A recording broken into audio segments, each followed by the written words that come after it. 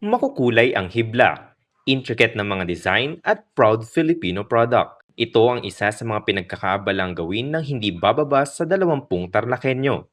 Ito'y sa Basic Handloom Weaving Training katuwang ang Tarlac City LGU at Department of Science and Technology Philippine Textile Research Institute o DOST-PTRI.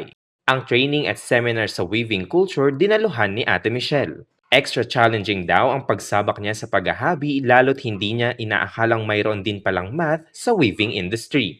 Ako po si Michelle Tejada Sarate ng Barangay Kutkutdos. Nung una po ma'am, naramdaman po namin talaga, ang hirap po, may computation po, parang bumabalik po kami sa pag-aaral. Pero pag naumpisahan mo na po, yung proseso po, isusunod-sunod mo, sandali lang po. Ang sarap po pag sa pakiramdam na meron ka na pong finished product. Makikita mo na po yung finished product. Ang programang ito, bukod sa makapagbibigay ng pagkakakitaan ng mga residente, ay makakatulong din upang makilala pa ang kultura ng paghahabi.